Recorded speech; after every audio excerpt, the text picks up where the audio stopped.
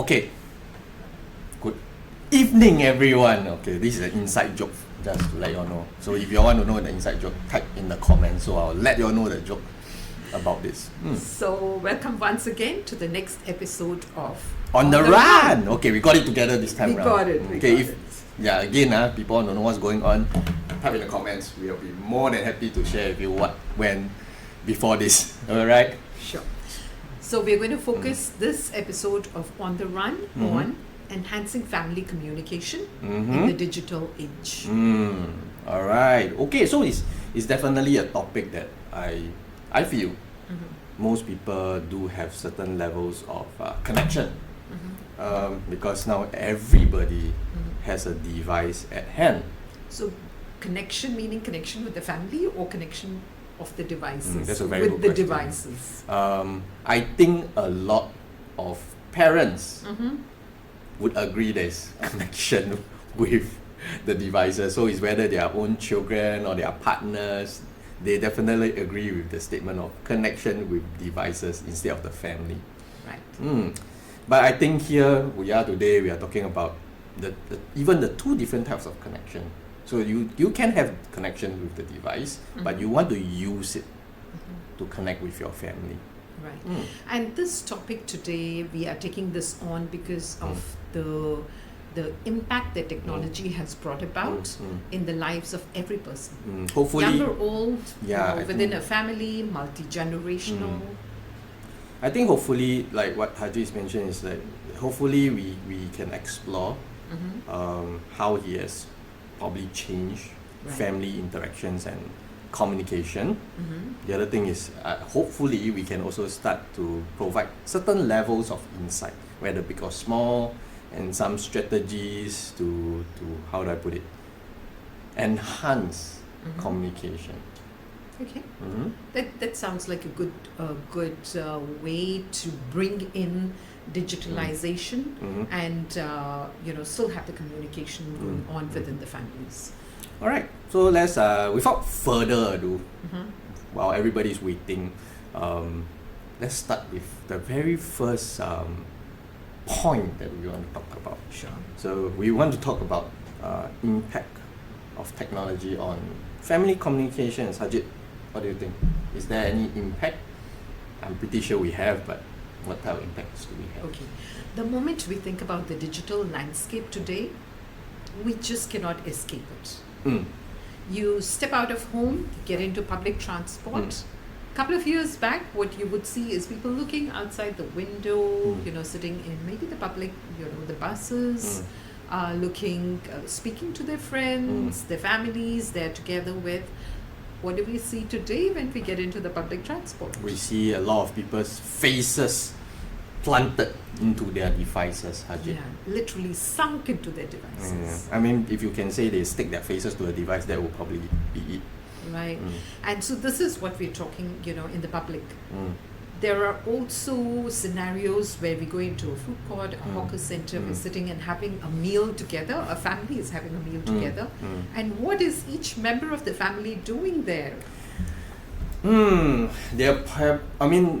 don't think all of the family, if it's the whole family doing it, then there's probably a new family activity.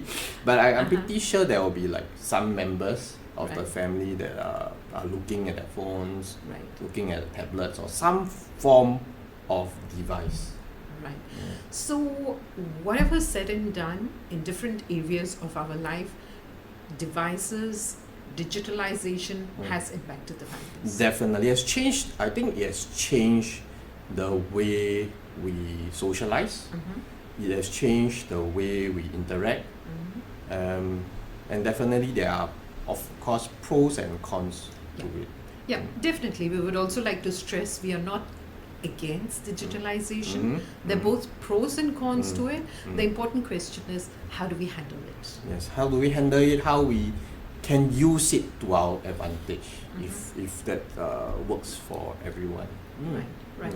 So let's get head on first with what are some challenges with digitalization in the communication within the families? Challenges, I think now the things that I hear a bit more from my clients is that there's a lot of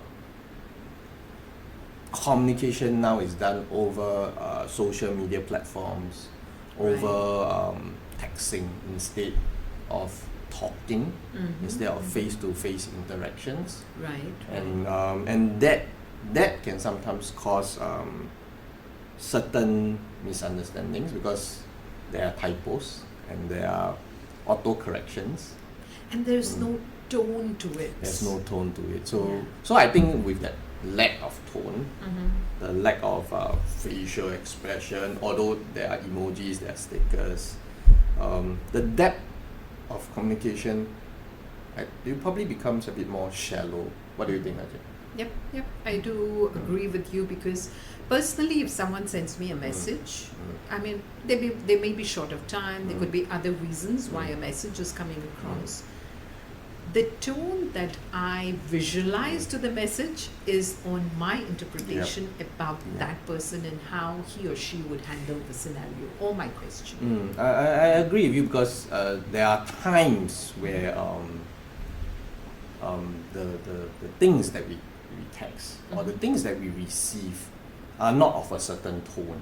Like, but then we might see it differently, you might perceive it differently, and it might cause arguments, it might cause quarrels, and that is really a big challenge, because you can't put a tone on a message itself. How about the emojis? Can you put a tone to the message using it? Well, I think it's depending on, again, it's really dependent on the one sending it. So if I'm sending a smiley face, is the smiley face agreeing with me? Is the smiley face being happy? Is the smiley face being sarcastic? We can't tell. We can only assume, and sometimes that assumption is not really very fair to the person sending it, and because of that, you might want to stop talking. So then it comes back and affects the communication aspect too. Right. So this is one of the challenges when we are using digital means to communicate. Any other challenges that? I think you're right. So the other thing that happens is, like we mentioned earlier on, our face are basically planted into the screens. Sure. And because it's so planted into the screen, there's a lack of quality family time. What is quality family time? So for us, when we do parenting, when we do talks, we always mention quality family time. What is quality family time to you, Haji? So the thought that comes to my mind when you talk about quality family time is that element of being able to connect person to person within a family.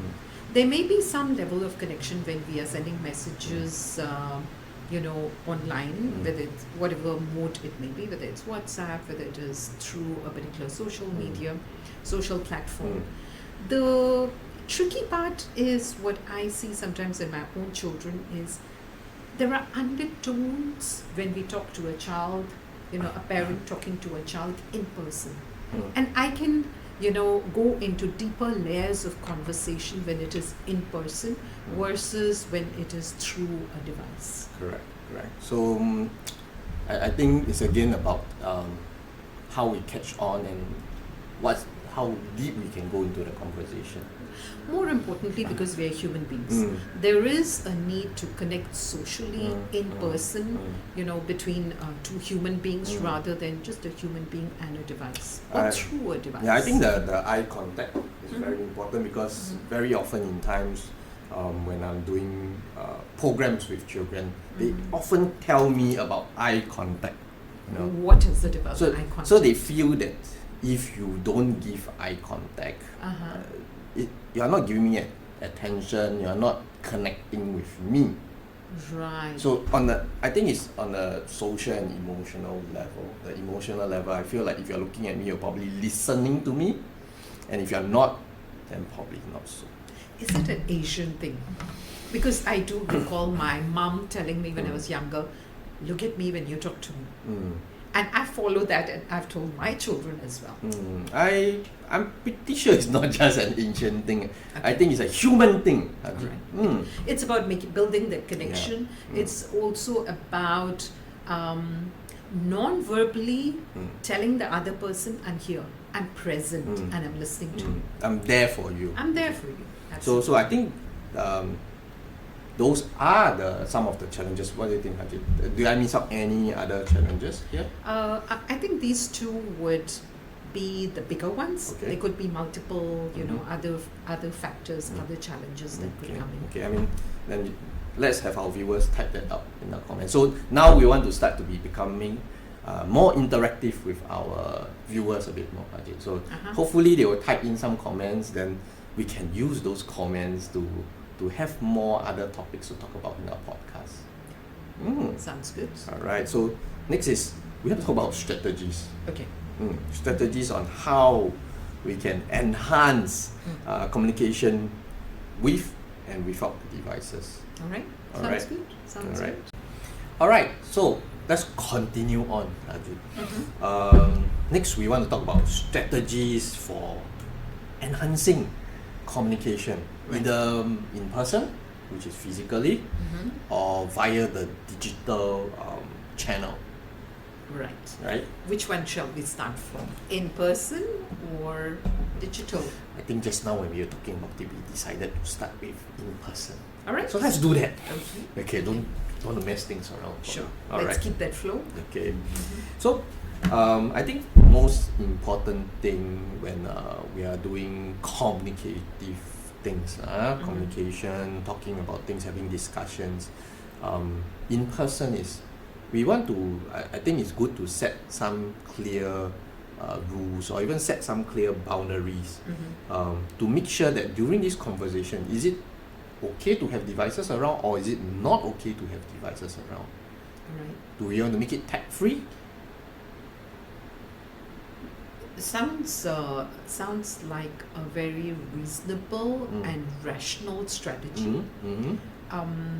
We've heard of this particular strategy. We've heard of it, even on the social media, on the internet, about where we should allow devices and where we shouldn't, right? So that will be a great idea to set boundaries where it's allowed and where it's not allowed. Yeah, so when we were talking about communication, I want to make it very clear that it can also mean having meals together. Because having meals, you'll be talking to each other. It's not just a session by itself that you set aside just to talk. Of course you can do that, but during meal times also, I think. I see so many parents saying these days that when we have our meals together, the children still have, the teenagers or even the spouse, has the handphone or a particular or an iPad or a device in his or her hand. You're not alone in this, because many of the parents or the clients that we talk about, they would always say that, I would try to make the meal table a place where it's tech-free.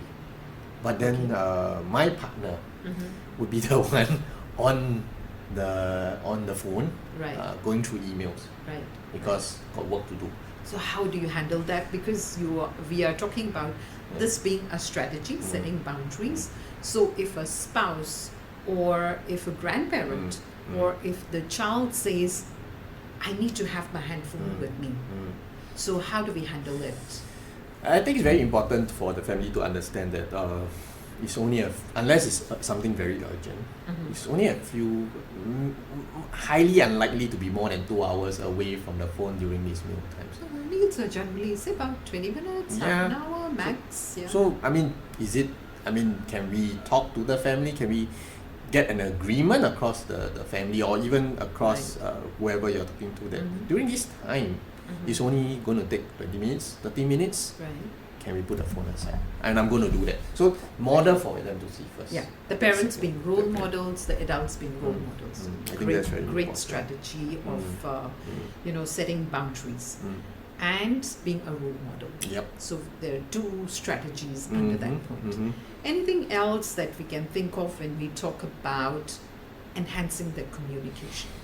I think with communication, other than having meals, other than setting aside, I think doing certain activities like having game day or anything around those times, we can set aside also at the same time. But the other thing is, I while we are saying that we want to set rules, while we are saying we want to set boundaries, it is still good to listen to what could be the difficulties, because that's the start of communication. You want to be listening. What's the difficulties for you to not be able to do so, other than work, other than I got friends to talk to. Yes, exactly. So that is what many of them say. If I look at the young adults or teenagers, many of them are saying, I need to remain connected with my friends. They're messaging me, and they may not be having a meal, but I'm having a meal. So I need to send a reply. The question is, do you need to send the reply immediately? Do it in that moment? Right.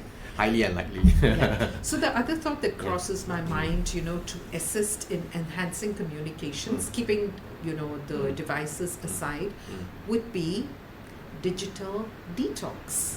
This is a catchy word which you see on the internet these days, and I am very in favor of it because I've tried that myself. So what digital detox would mean is for the whole family together, because the adults are the role models for the children. So digital detox would be setting aside a day, if not a day, couple of hours on a particular day, where all devices are set aside. One whole day, you're saying? Could be a day, could be a couple of hours, depending on what is practical for the family. I can see some difficulties for our listener already. Yeah. So if it's not a day, I do understand a day may be difficult for me as well, because we're so used to picking up our handphones so frequently. Yeah. So could we do a digital detox, say, on a Saturday family lunchtime? Could we do it on when the whole family goes out together for a walk, maybe for a jog on a Sunday evening, afternoon? I think what you're saying that you want to make it some part of your schedule, some part of the routine. Routine, a family ritual maybe. Okay, well, actually that sounds something that I should start doing also.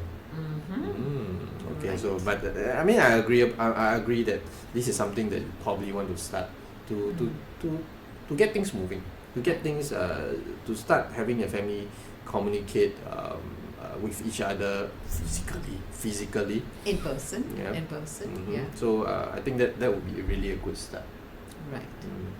So these are some strategies that family members could use, right? Are there any don'ts?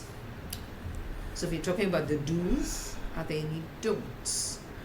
I think the most important don't is don't have to force your family to do it.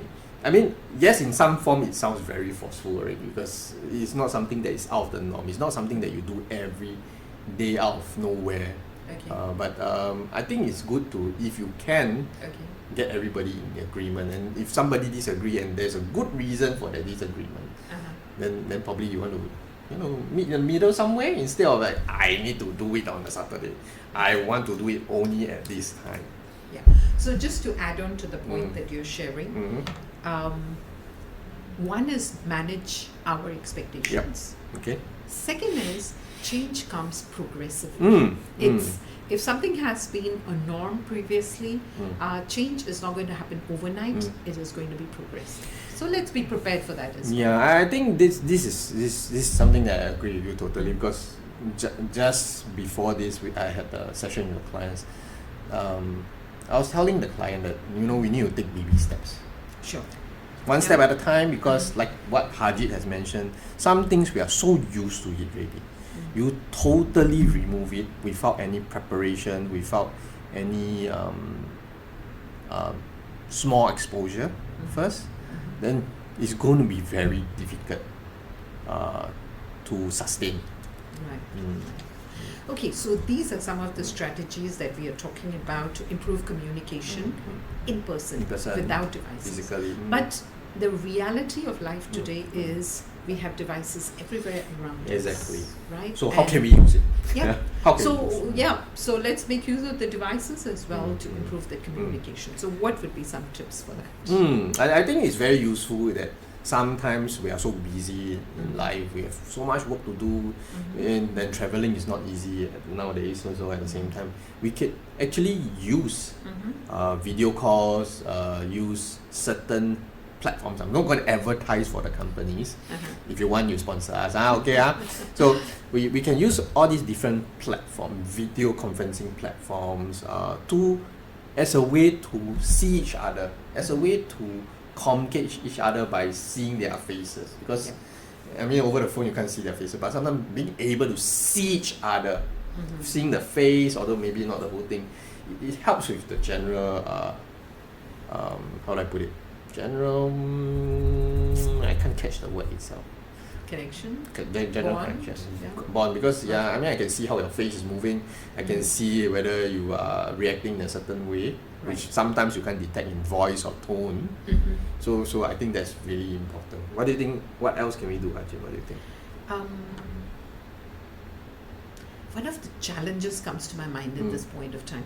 So while we are still able to connect, and yes, technology has its advantages as well, because I may be at my workplace, one of my children could be in school, one may have gone for a camp, my husband could be overseas on work. So technology does come in, it has a role to play to still connect family members, you know, irrespective of where we are geographically.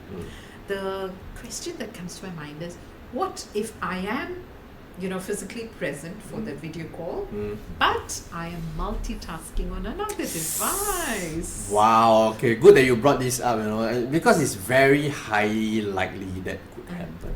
In fact, I have seen that happen before. We see that in our meetings as well, don't we? Yeah, we see that in our meetings. So while we are in a meeting, we're probably typing an email or sending a message, a quick one. Not pointing out to certain people, but it can be very distracting, and you probably miss out very crucial details also. And I mean, the person seeing it would feel that wow, is it something that I'm saying that's not as important as it could be? So that's definitely I think that the multitasking part can be put aside for a few minutes. Ajit. So we're still carrying on the strategies, how we can enhance the communication. So family WhatsApp groups is something that I've heard of. I've got one for my family as well. Very helpful. We just post a message. The whole family is updated about where we are, what we are doing, or if, you know, we've got something to do together over the weekend. You know, that could be a good one. I think that's a good idea. The group one is actually really useful. No matter the platform, I think as long as you set up a group, because there's some updates sometimes that you can't meet each other to update each other, you can do it via the group, and it's good because at least I know what's happening in your life. Once again, depending on the age of the child, because if you've got children in primary or kindergarten, of course that's something you would take with a pinch of salt. So I think that this idea is if the family members are to a certain level able to communicate quite effectively, I would say, or express certain things a bit more appropriately, then yes, probably so. I would look at it as the bottom line, irrespective of whether the communication is in person or through devices. The bottom line is building that connection.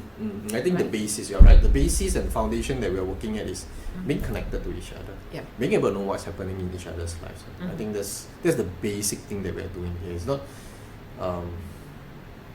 not about just using devices. So it's basically getting to probably know each other even more better. Some things that you never know about. So as we head towards the last segment of this podcast, so some of the things that come to my mind would be communication is to make that connection, right? Keep it going, whether it is through online or offline means. I think making the connection, but also if you already have the connection, which some listeners or viewers will be saying, you already have the connection, I have it ready. So why do I still have to do this? Then maybe you can strengthen it further. Can we strengthen that with intention, of course? You are intentionally making it happen to strengthen the bonds. Okay. Right. It could be to strengthen. Sometimes it could just be to sustain that level of communication that is going on. Once again, depending on the stage and phase of life you are in and the stage and phase of life your family members are in.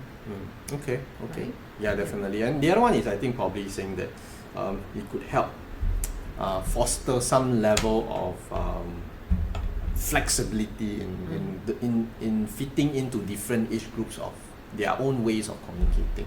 Yep. I think that's really important, because yes, for older generations it's all about talking, but in current new generation, the current younger generation, they actually communicate quite well over different platforms itself. So are we able to use that to our advantage also? Yeah. And it's also about our resilience. We have an objective in mind, which is a relationship, the bond, the connection. We're being resilient to the changes and to the current times. And making use of it to our advantage. And sometimes, if you can't physically be there, I'm here with you, I'm here listening to you.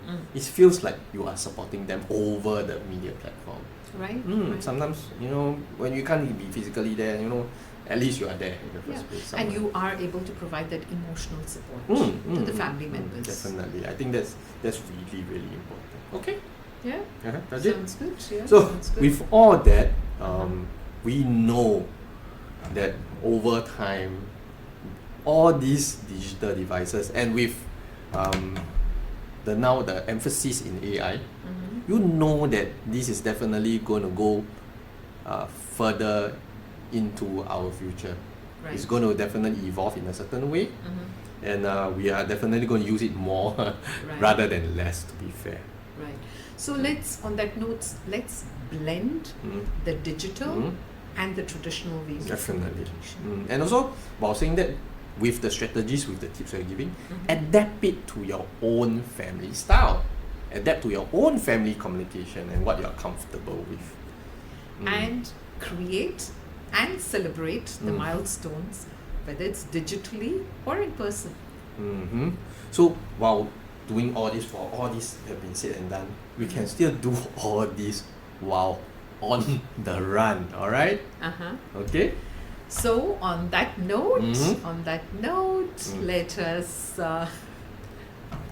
On that note, like what Harjit is saying is, don't forget to subscribe to us. I mean, it's not too difficult, just a click there. If you can find that button. If you can't find that button, let me know. I'll screenshot it personally for you to see.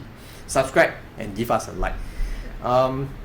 So yeah, definitely, that's definitely something that you all should be doing, because with the evolution of digital communication, you want to communicate to us that you like our content also, right? Or not, Harjit? Absolutely. All right. Absolutely.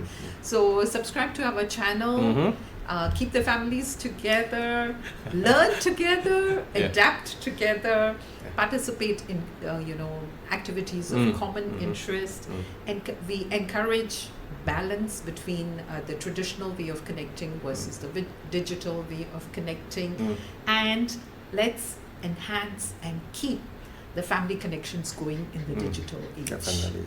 That's what we want to do. Yeah. And on that note, thank you very much. Thank Hope you. you've picked up some tips and strategies from this session of the podcast. And let's keep on the run, right? let's keep on the run. Yes, Okay, thank you. so take care and bye-bye till our next session.